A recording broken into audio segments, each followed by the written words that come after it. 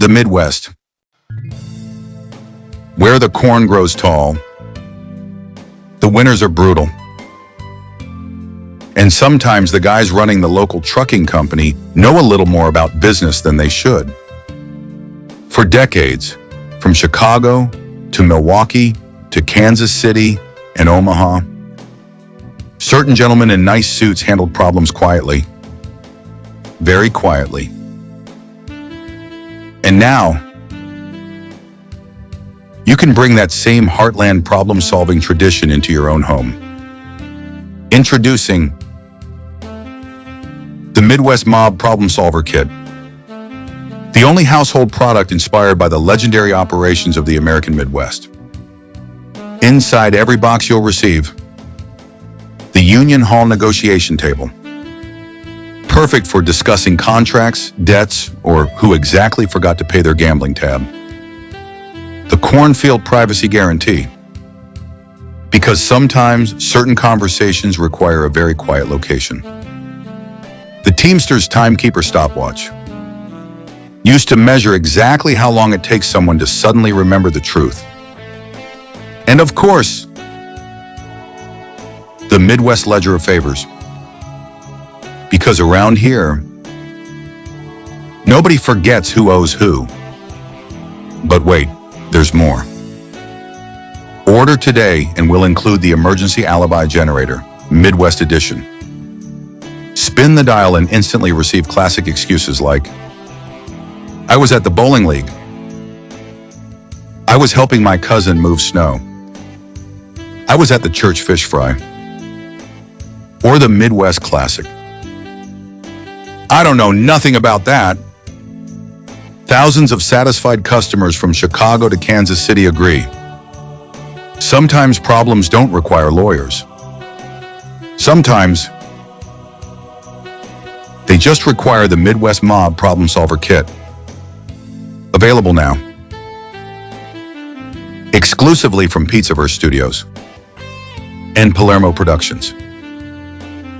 Because when things get complicated, the Midwest has always had a way of keeping things nice and quiet.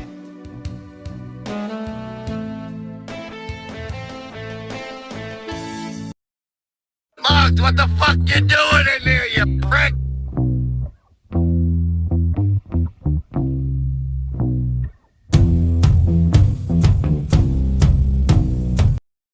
The Omaha Mafia. Gambling, Politics, and Power. A Pizzaverse Studios documentary. A Palermo Productions original. Written by Bambi Palermo. Narrated by Vincent DiPrio. Omaha, Nebraska. A hard-working Midwestern city along the Missouri River, known for railroads, stockyards, and the booming meatpacking industry that helped feed America during the 20th century. But beneath the smokestacks and factory whistles, another economy quietly operated in the shadows. Illegal gambling, bookmaking, loansharking, and a network of criminal figures who controlled Omaha's underground economy for decades. Unlike the mafia empires of New York or Chicago, Omaha's mob didn't thrive on flashy violence. Their power came from something more subtle: influence. Quiet deals, and relationships that blurred the line between organized crime and local politics. A city built on opportunity. During the early 20th century, Omaha became one of the most important commercial centers in the Midwest. Railroads connected the city to markets across the country. The livestock industry brought enormous wealth into the region. But rapid growth also created opportunities for organized crime. When the United States enacted prohibition in the United States, illegal liquor quickly became one of the most profitable underground businesses in America. Omaha was no exception.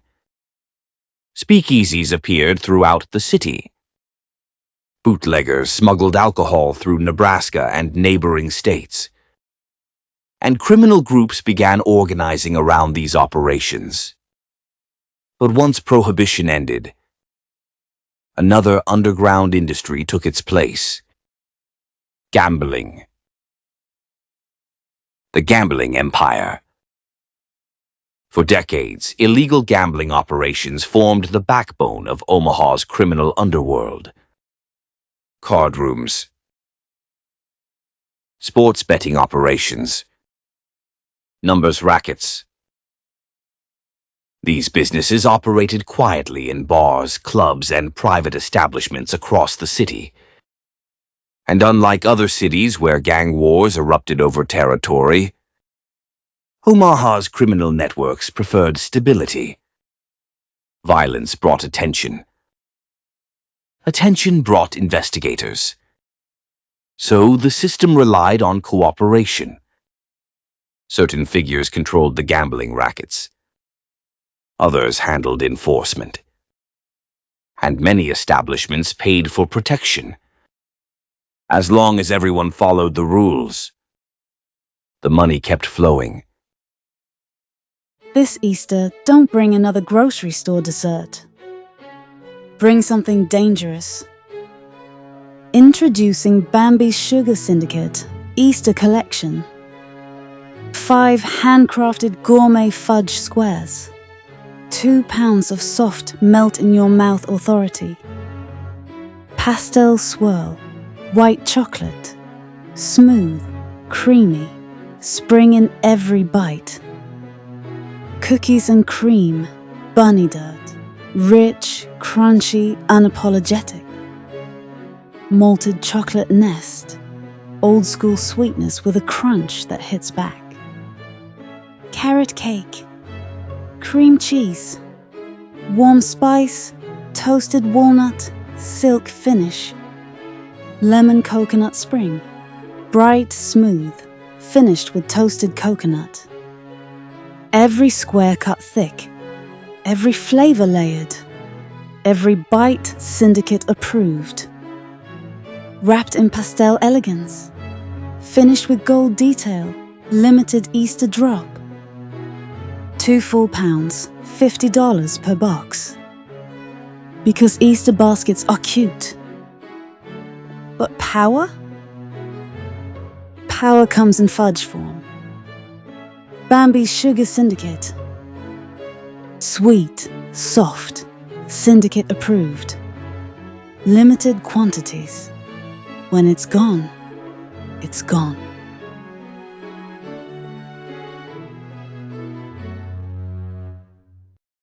Political connections.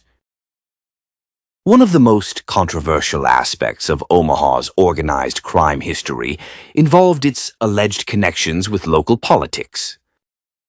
For years, rumors circulated that some gambling operations operated with the quiet protection of influential figures. Police raids were inconsistent. Investigations stalled. And many illegal operations continued functioning for decades. Whether through corruption, political pressure, or simple indifference, Omaha's underground economy survived far longer than many people expected. But eventually, federal investigators began asking questions.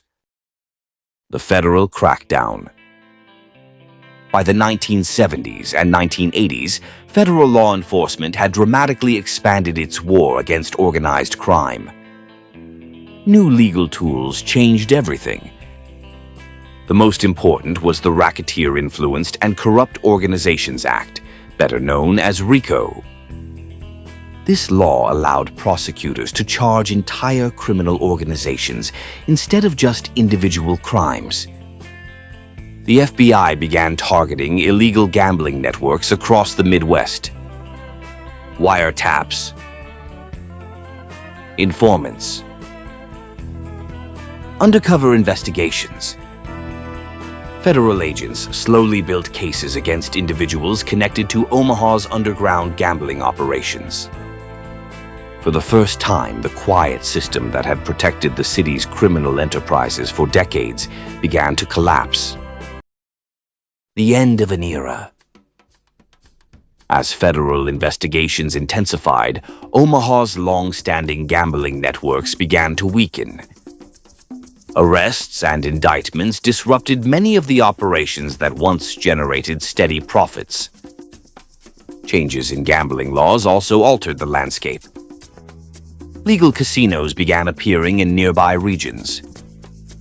And the rise of corporate gaming industries made traditional illegal operations less profitable.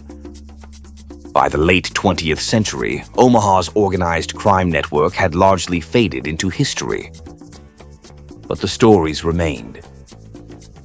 Stories of smoky backrooms, hidden card games, and the quiet figures who once controlled the city's underground economy. The Omaha Mafia may never have reached the fame of New York's Five Families or the Chicago Outfit. But for decades, organized crime quietly shaped part of the city's economy. Through gambling,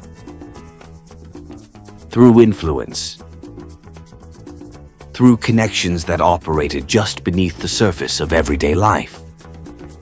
It was a hidden world, one that thrived not through chaos, but through secrecy.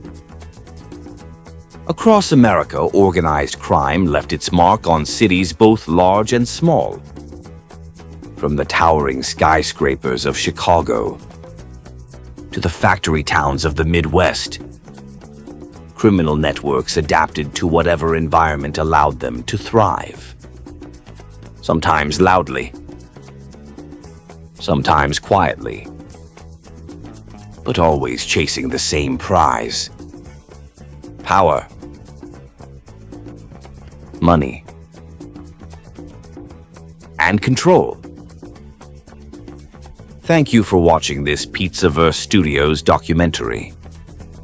If you enjoy deep dives into organized crime history, true crime investigations, and cinematic documentary storytelling, be sure to follow Pizzaverse Studios and Palermo Productions. This has been Vincent DiPrio, and we'll see you in the next episode.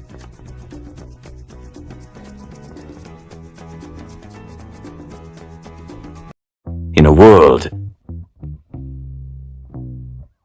where notifications never stop, where people stand too close in line, where somebody always says, "Can I just ask you one quick question?" Two brilliant minds looked at society and said, "Nah." From the strategic storm cloud of Admiral Impeach and the cold, unblinking interrogation stare of David Lopez comes a fragrance forged in solitude. Leave me alone. Not a cologne. A warning. Top notes of chilled confidence. Middle notes of courtroom oak and quiet judgment. Bass notes of try me and subtle consequences. One spray, and conversations shorten themselves. Two sprays, and small talk files for early retirement. Three sprays. Even the group chat goes silent. This isn't about smelling good. It's about setting boundaries without saying a word. Elevator too crowded. Spritz. Coworker hovering. Spritz. That one person who always says, "So when are you gonna..." Spritz. Watch the space open. Watch the respect rise. Watch the nonsense evaporate. Leave me alone. Confidence with the closing argument. Distance with authority. Silence bottled. Created by Admiral Impeach. Approved by David Lopez. Because sometimes peace and quiet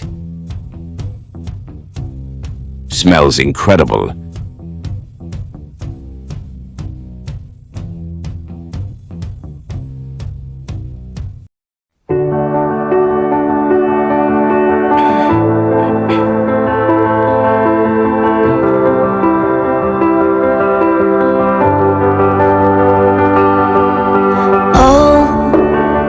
Trying to shoot down angels, they're trying to pull their wings off so they can't fly. And oh, but she's so brave though, just like a tornado. She's taking us by storm. You can't stop the girl from going. You can't stop the world from knowing the truth will set you free.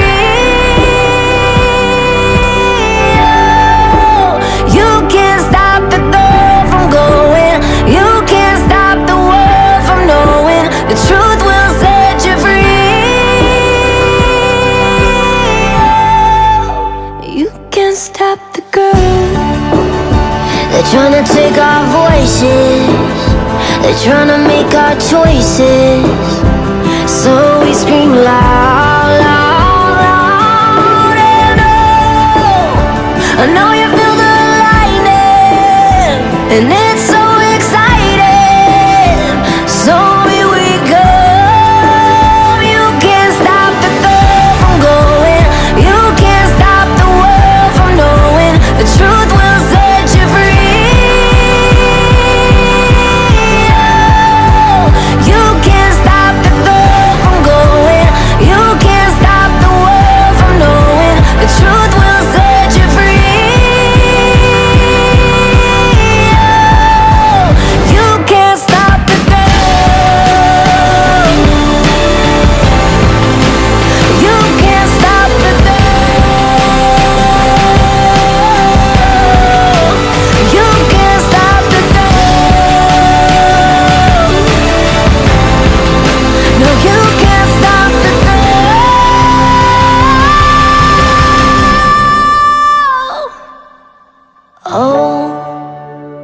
Know you feel the lightning, it's so exciting, so here we come.